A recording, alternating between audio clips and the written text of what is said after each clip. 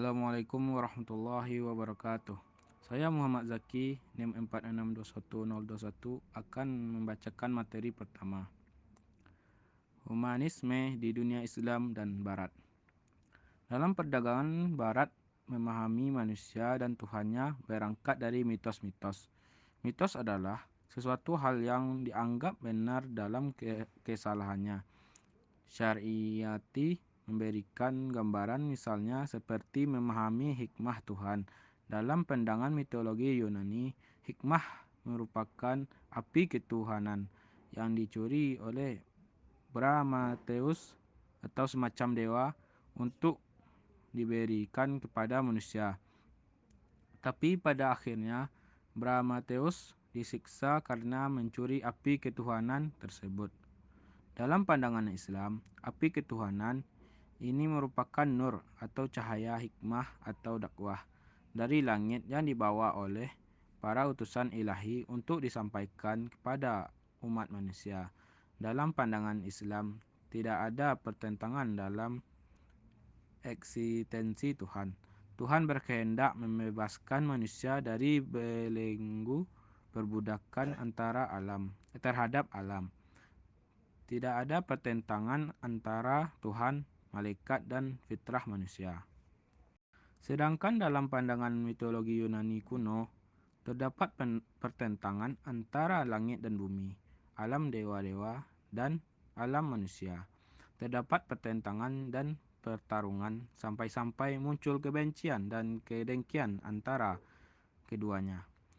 Para dewa adalah kekuatan yang memusuhi manusia. Adanya pertentangan dan pertarungan antara penguasa langit dan manusia. Maka manusia memutuskan hubungannya dengan langit dan berubah sosoknya menjadi bercorak bumi dan menyimpang ke arah materialisme.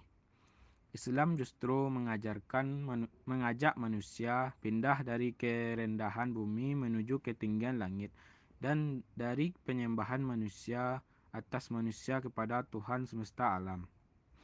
Efek dari pemahamannya terhadap hubungan manusia dan Tuhannya ini membawa petaka bahwa terdapat kecenderungan meniadakan Tuhan dalam pandangan kehidupan Barat, sedangkan dalam Islam dan agama samawi lainnya Tuhan adalah segalanya. Syariati mendeskripsikan komparasi antara dua pemikiran yang saling bertolak belakang ini. Barat yang diwakili oleh faham Marxis dan Islam sebagai dakwah mujadalahnya. 1. Marxisme. Karena memusatkan diri pada pandangan dunia yang materialistik mutlak, maka ia tidak mungkin menyodorkan manusia dari aspek zat maupun sifat. Ia tidak bisa mengemukakannya dari aspek definisi yang menyeluruh yang berada di luar materi yang sempit. Karena itulah Marxisme terpaksa merekonstruksi manusia dalam lingkup perwujudan lain, lalu membelenggunya dengan rantai materi yang tidak berperasaan dan tanpa tujuan. Sedangkan Islam, karena ia memiliki pandangan dunia yang bercorak ketauhidan, dapat menerima manusia sebagai zat ilahiyah, lalu memberikannya sifat metafisis dan memberlakukan definisinya yang komprehensif itu hingga pada garis yang tiada akhir. Kemudian manusia yang seperti itu ditempatkannya dalam alam yang hidup yang memiliki makna tak terbatas, di mana dalam alam yang hidup yang memiliki makna tak terbatas, di mana batas-batasnya melebihi apa yang bisa digambarkan oleh ilmu pengetahuan manusia. 2. Marxisme meyakini materi yang hanya berbicara tentang fisika tradisional, maka ia dipaksa untuk menarik kembali dari manusia. Dalam analisis materialisnya, segala pujiannya yang terdapat dalam kalimat-kalimat yang menggambarkan keagungan dan keluhuran esensi manusia. Dalam pandangan Marx, manusia tampak demikian hebat aturan Tuhan ditempatkan di luar fitrahnya, yang bila meminjam istilahnya manusia adalah pencipta Tuhan. Dalam ideologinya, Marx sebagai materialis dan sosiologi, tiba-tiba manusia digambarkan sebagai benda produk alat-alat kerja manual. Sedangkan Islam menginterpresentasikan alam materi dan fitrah manusia sebagai dua tanda adanya perwujudan agung dan kesadaran mutlak. Maka Islam menyatakan adanya saling mempengaruhi antara manusia dan lingkungannya, dan pada saat yang sama pun mengetahui bahwa mempertahankan posisi kemanusiaannya dalam alam dan masyarakat dalam bentuknya yang bebas dari segala keterpaksaan. Dan pada saat analisis akhir, Islam menjaga manusia untuk tidak terjerumus dalam jebakan fanatisme materialistik, historis maupun sosiologis. 3. Sepanjang Marxisme tetap konsisten dalam nisbatnya dengan materialisme realistik, maka ia akan kehilangan kelayakannya untuk berbicara tentang nilai-nilai dan menentukan penilaian terhadap prinsip ini.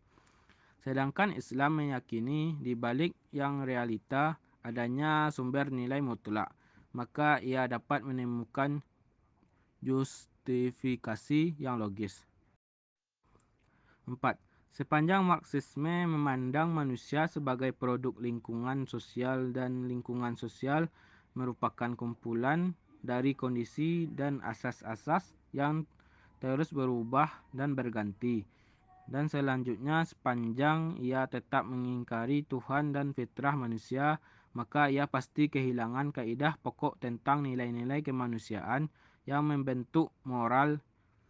Ia meminjam istilah Lenin dan sejalan dengan pendapatnya dipaksa untuk mengakui bahwa pembicaraan tentang prinsip moral maupun adalah kebohongan belaka. Sedangkan Islam, sepanjang ia mengakui adanya prinsip yang tetap dalam alam dan dengan itu alam ditegakkan, maka ia pun akan mengakui pula adanya prinsip yang tetap dalam fitrah yang dipusatkan pada moral. Dalam pandangannya, nilai-nilai kemanusiaan itu mempunyai hakikat esensi dan tidak pernah berubah sejalan dengan hukum-hukum alam. Berangkat dari sini, maka Islam berbeda. Seluruh motivasi Islam adalah menyelamatkan nilai-nilai kemanusiaan dan dari paksaan lingkungan dan tuntunan yang berubah-ubah dan determinis dalam kehidupan materialisme, menyucikannya atas landasan fitrah manusia serta memandangnya sebagai sirna yang memancar dari yang maha mutlak untuk menerangi nurani manusia. 5. Materialisme dengan hubungan dialektika. Materialisme yang di atas landasannya ia memberikan justifikasi terhadap gerakan alam sejarah dan masyarakat. Tiba pada determinisme materialisme yang di situ manusia kehilangan jati dirinya dan menjadi permainan tarik-menarik materialisme yang buta, yang pada akhirnya ia mengingkari apa yang disebutnya sebagai jati diri manusia, dan manusia pun lantas kehilangan kemerdekaan dan tanggung jawabnya secara total. Islam kendati menyatakan adanya pertentangan dalam struktur manusia yang dualistik itu, namun ia sama sekali tidak mengingkari kebebasan ikhtiar manusia, sebab definisi manusia menurut Islam adalah makhluk yang esensinya terdiri dari dua hal yang bertentangan tersebut, yakni tanah liat yang kering plus suruh Allah, yang disertai dengan iradat untuk memilih salah satu di antara dua hal yang bertentangan tersebut, dan tanggung jawab kemanusiaan yang menuntutnya untuk menggunakan separuh dirinya yang berasal dari tanah untuk meningkatkan perkembangan bagian dirinya yang lain, bersifat ilahiyah. Dengan cara ini, dia akan sampai pada kesucian ekstensi dan kemuliaan ruhani. Berubahlah dualisme esensi dirinya menjadi kesatuan, lalu mewarnai dirinya dengan corak dan akhlak ilahi. 6. Marxisme. Menurut pendapat Edward Burke, seorang penganut Marxisme terkemuka yang sezaman dengan Engels dan Lenin adalah filsafat para produsen. Sedangkan Islam menurut Al-Quran adalah filsafat petunjuk. 7. Marxisme meyakini bahwa manusia adalah pencipta Tuhan. Manusia yang ditempatkan dalam singgasana kebesaran Tuhan, tapi tidak menemukan singgasana yang bisa didudukinya. Ini dipaksa melalui taring-taring dialektika yang dibalikkan dan amat lemah untuk kembali menjadi tanah yang tanpa ampun. Kemudian diserahkan ke tangan mesin-mesin produksi dan bentuk-bentuk produknya untuk memberi keputusan dengan determinisme historisnya. Islam menganggap manusia sebagai makhluk lain di samping materi, dan karena ia meyakini bahwa Allah adalah pencipta manusia dan menjadikannya bebas dari determinisme materialis, maka pada saat itu dan dengan pendobrakannya terhadap berbagai kemaksiatan, ia bebas menentukan nasib surganya. Islam pun membebaskan manusia dari paksaan Tuhan. Assalamualaikum warahmatullahi wabarakatuh. Saya Ami Febiona, NIM 46210015, akan menjelaskan materi selanjutnya, yaitu Renaissance Eropa, gerakan ilmu dan kematian filsafat. Sebelum abad ke-14, Eropa berada pada masa yang disebut masa kegelapan. Pada masa ini, Eropa dikuasai penyihir, naga, Dracula, dan manusia serigala. Eropa sedang ada pada masa di mana kebudayaan tidak berkembang dan ilmu pengetahuan seperti berjalan di tempat. Renaissance terjadi pada abad 14 sampai abad ke-17 setelah Eropa mengalami masa kegelapan. Para pemikir berusaha mencari ide-ide baru dengan cara mempelajari ilmu-ilmu dari zaman Romawi kuno, Yunani kuno, atau kerajaan Ottoman untuk kemudian dimodifikasi. Renaissance secara harfiah berarti kelahiran kembali. Hal ini sejalan dengan apa yang dilakukan pemikir dan seniman Eropa. Mereka kembali melihat dan membuka ide-ide yang lama yang ditinggalkan oleh bangsa Yunani dan Romawi, baik dalam bentuk pemikiran, bangunan, atau karya seni. Selanjutnya, hal-hal yang berkembang pesat pada masa Renaissance. Yang pertama, karya seni. Karya seni pada zaman ini cenderung lebih realistis, humanis, romantis, dan sedikit lebay karena jika dilihat dari patung dan lukisannya, pasti menampilkan sosok manusia yang dianggap ideal. Yang kedua, berkembangnya cara pikir manusia dan ilmu filsafat. Pada awalnya, bangsa Eropa masih beranggapan bahwa apa yang dikatakan pemuka agama dan kitab adalah benar dan tidak ada tentangan. Tetapi seiring berkembangnya pola pikir tersebut, mereka mulai berpikir secara rasional, humanis, tanpa mengesampingkan agama. Latar belakang lahirnya Renaissance.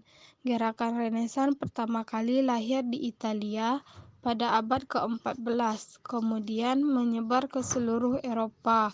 Hal ini disebabkan karena kota-kota di Italia banyak yang menjadi kota pedagang yang kaya, sehingga mereka mampu membiayai para pemikir dan seniman untuk menemukan pemikiran-pemikiran baru.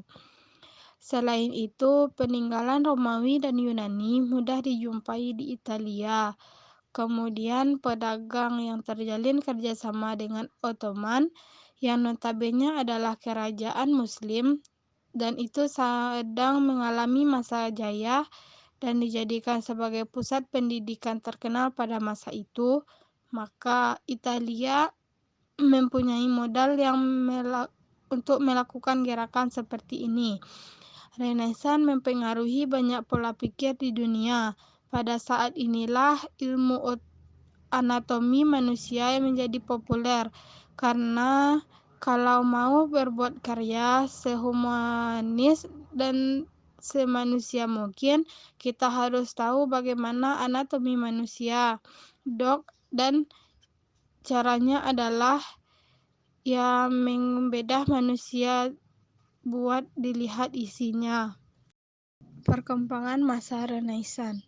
Perkembangan masa Renaissance bermula dari kesuksesan masyarakat Italia dalam mengelola bidang politik, ekonomi, sosial, dan budaya pada awal abad 15 Masehi.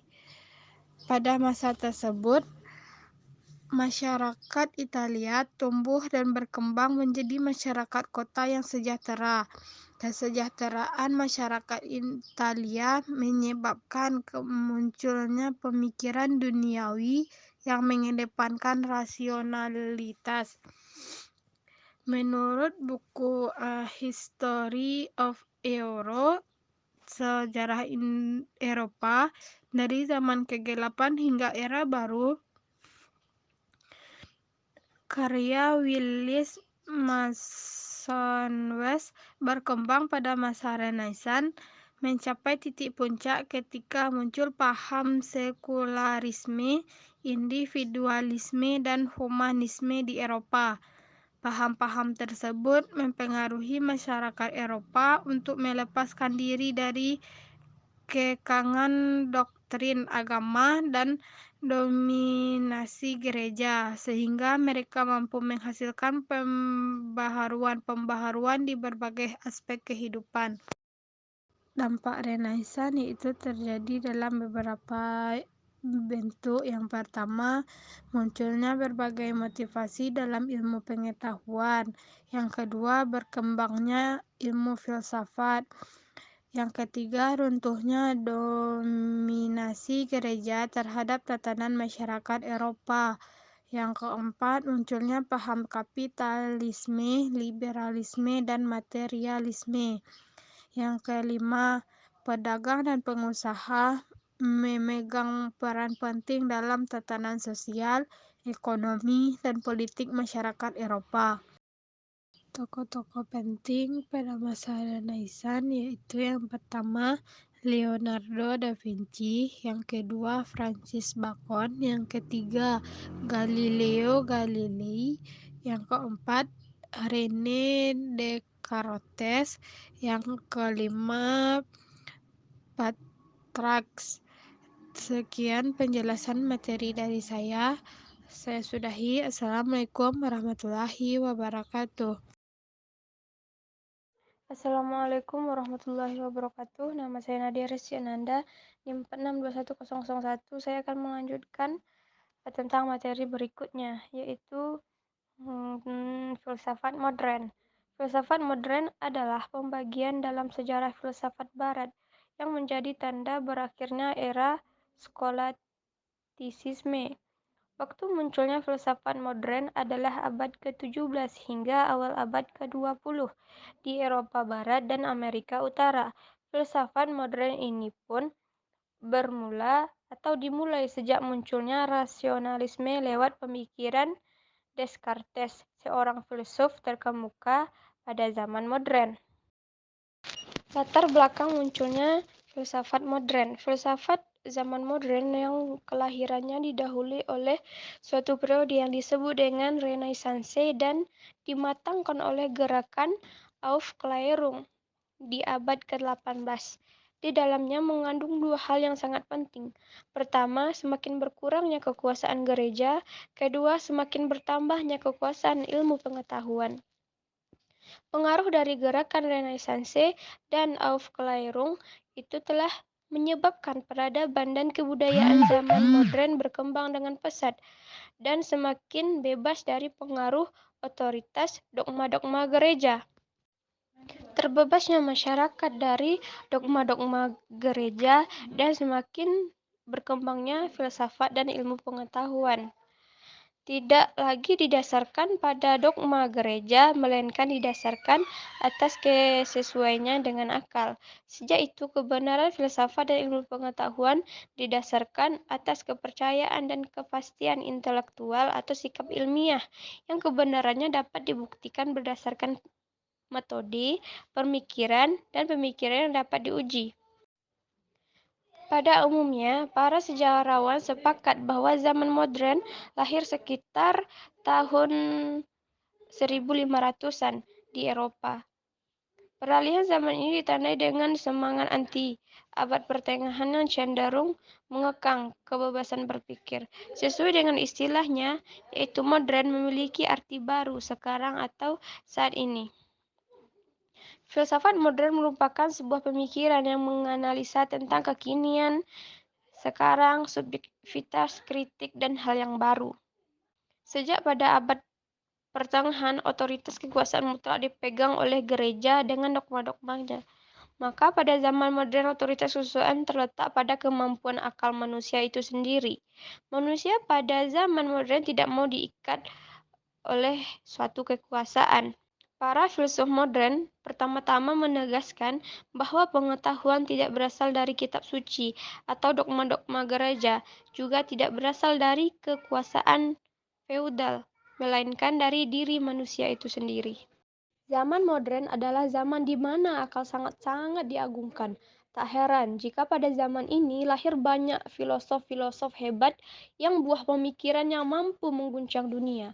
Beberapa di antaranya adalah yang pertama, Spinoza pada tahun 1632. Spinoza adalah seorang filosof besar yang paling dihargai dan dihormati. Secara intelektual ada beberapa filosof yang menggulingnya, namun secara etis dialah yang tertinggi. Beliau lahir di Amsterdam 23 November 1632 dengan nama Baruch de Spinoza. Spinoza lahir dari pasangan Yahudi. Ayahnya adalah seorang pedagang kaya. Spinoza memiliki nama kecil yaitu Bento. Spinoza memiliki beberapa pemikiran, di antaranya adalah teori substansi tunggal yang menanggapi masalah Descartes tentang masalah substansi antara jiwa dan tubuh. Dalam teori Descartes terdapat pemikiran yang bagaimana Allah, jiwa, dan material merupakan sesuatu kesatuan yang utuh. Filosof kedua yaitu Hegel pada tahun 1770. Filosof Amerika Mr. Cohen menyebut Hegel merupakan filosof terbesar abad ke-19. Untuk menjelaskan filsafatnya, Hegel menggunakan dialektika sebagai metodenya. Proses dialektika selalu terdiri dari 3 fase. Fase pertama yaitu tesis, fase kedua anatesis, dan fase ketiga adalah sintesis. Yang ketiga adalah Immanuel Kant pada tahun 1724. Sejarah filsafat adalah sejarah pertaruhan akal dan iman dalam memperebutkan dominasi dalam mengendalikan jalan hidup manusia. Kant adalah seorang filosof yang mampu mendudukkan kembali kedudukan masing-masing dari awal dan iman pada posisinya masing-masing. Kant berhasil menghentikan sofisme modern. Dari sinilah Kant mendapat tempat yang lumayan dalam sejarah filsafat. Yang terakhir adalah John Locke pada tahun 1632. John Locke adalah seorang filosof Inggris kelahiran Warrington. Filsafatnya bisa dikatakan anti-metafisika. Ia menerima keraguan, sementara yang diajarkan Descartes juga melokan tentang metode deduktifnya yang mengganti dengan generasi menjadi pengalaman menjadi induksi. Bahkan Locke menolak akal atau reason. Ia hanya menerima pemikiran yang metamatis, yang metode induksi.